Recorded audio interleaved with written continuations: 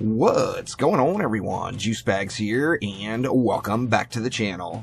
Let me tell you how my week is gone. As you all know, we are in the process of moving. We're moving from the Washington coast, over by Spokane, Washington, and it's really a great deal. Things are going to be completely awesome once we're all set up and dialed in.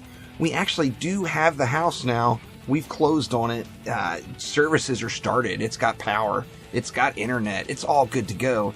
However, I'm still sitting over here at my old house with a moving truck that's only about 20% packed. So I really need to kick myself in the ass a little bit tomorrow and start getting this done. However, let me take you through the journey.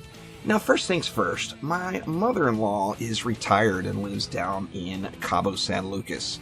She wanted to get back to the U.S. My father-in-law passed away a couple of years ago, so she's been down there by herself.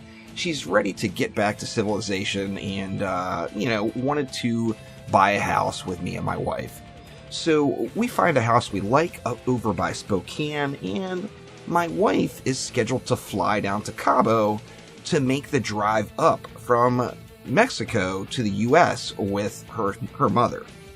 Well, we get to the airport for my wife to fly out, and, you can't fly into Mexico with a passport that expires in less than 2 months. My wife's passport was 7 weeks and, 5 days from expiring.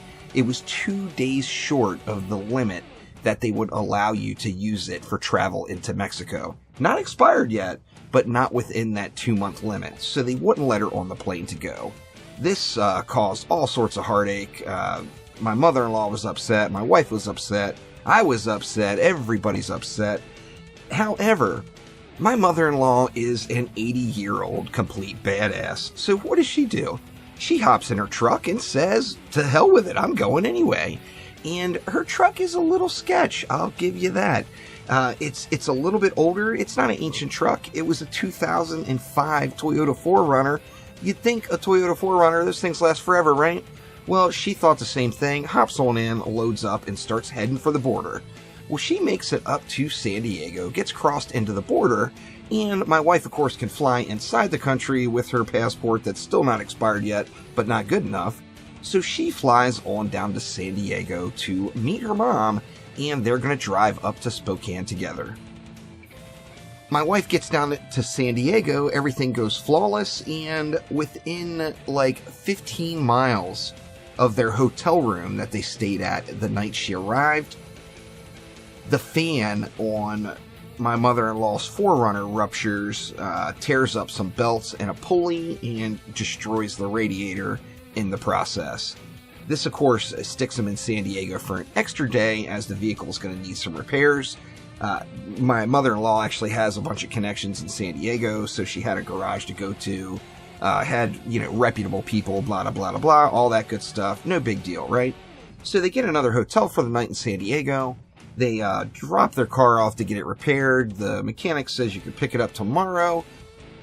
In the morning, the mechanic calls and says, well, we were test driving the car, or the truck, and someone didn't bolt down one of the brackets properly. The bracket came off and went through the brand new radiator, this time destroying the water pump as well in the process. So they go to get another hotel in San Diego for one more night. So this has got them stressed out, but they're still in pretty good spirits. Everything is good. And the garage, of course, takes care of the repairs since it was caused by their error, and no problem there. Everything's squared away. They get it all fixed. They're stuck in San Diego for 2 total additional days now, but they hop in the truck to head on north. Now, this is last Saturday morning. Now, mind you, my wife and mother-in-law both had to be in Spokane at 8:30 Monday morning to close on the house. There was not another option. If they didn't make it by 8:30 Monday morning, the whole thing was going to get put off by several more weeks, as the owner was going to be leaving. The previous owner of the home was going to be leaving town, and there was no other option. 8:30 Monday morning, it has to be. So they start heading north from San Diego. Things go relatively smooth. They did notice the transmission's acting a little bit funny. But they keep on plowing away, and they get up to Medford, Oregon. So they have a nice long J. They get to Medford. If you come north on Interstate 5 and you're heading down into Medford, right before you get to Medford, there is a very large mountain pass and very steep incline. It's going to give a workout to any vehicle going up it.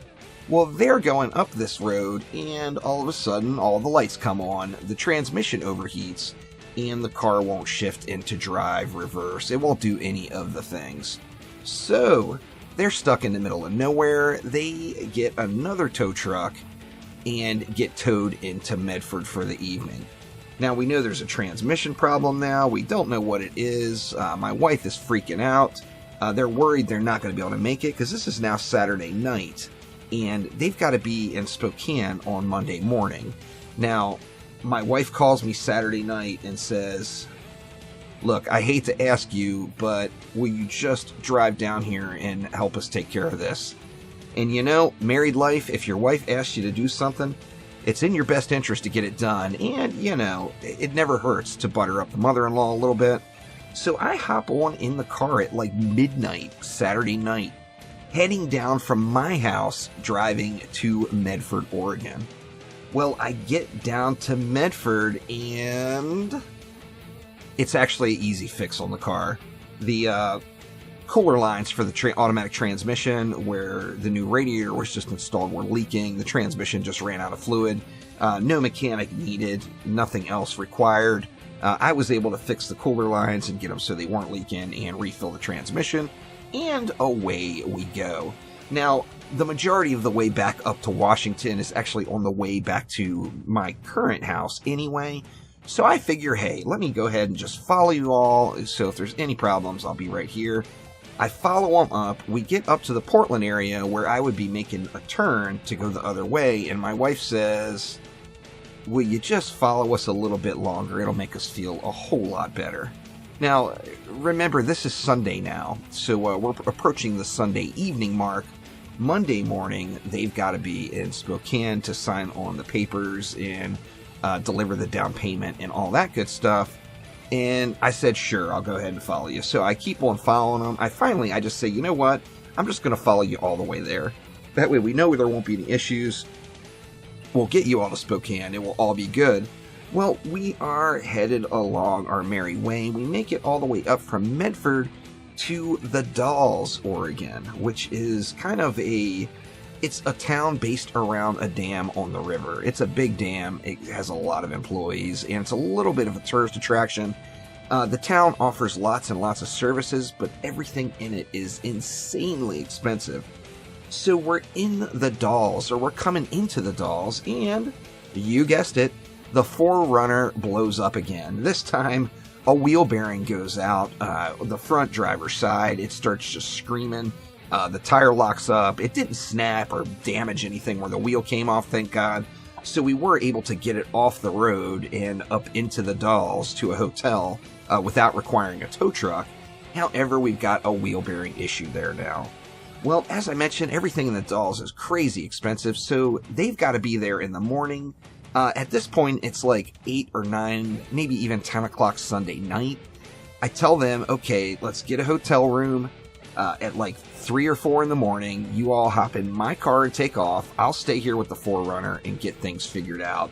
So I wake up Sunday morning. I call everyone that is open, which actually was quite a few, surprisingly, there in the Dalles.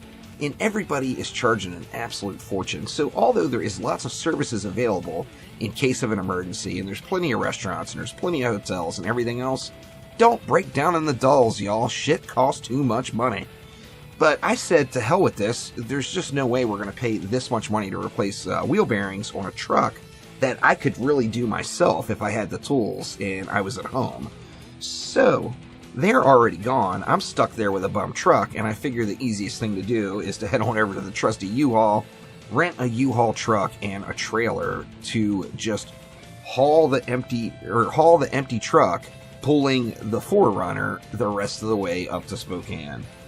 So I drive on up to Spokane on Sunday. We get the house. Everything is glorious.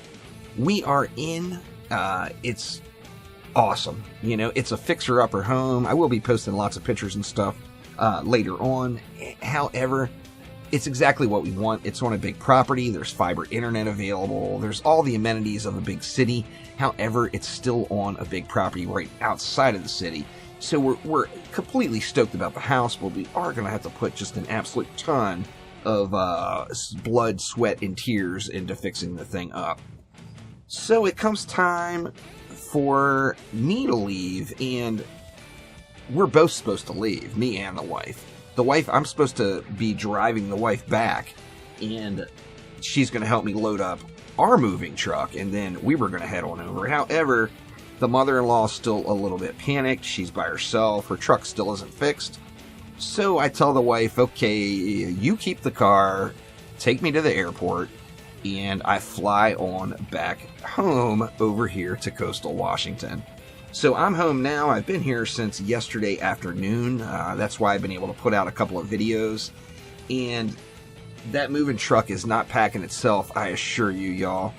But my goal here is to get the truck squared away today on Saturday, get it all loaded up. And then ideally, I personally would like to leave Sunday morning, get across the state on a Sunday when there's not as much traffic. I think that's a good call. But that's where we are at today.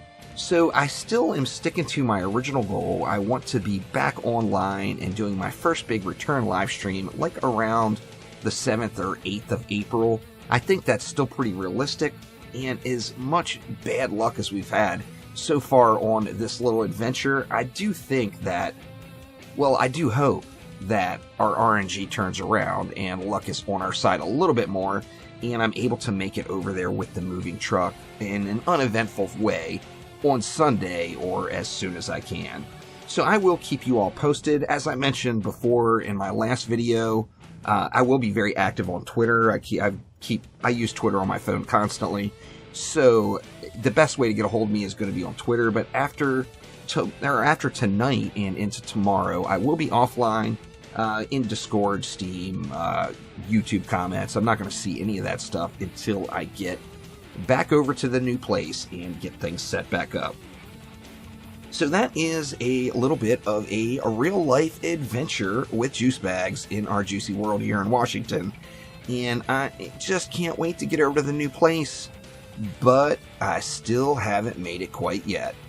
But thanks again, y'all. I do appreciate everyone's support and patience, and I will see you soon with a fiber internet connection. Oh, yeah. Take it easy, y'all. I'll see ya.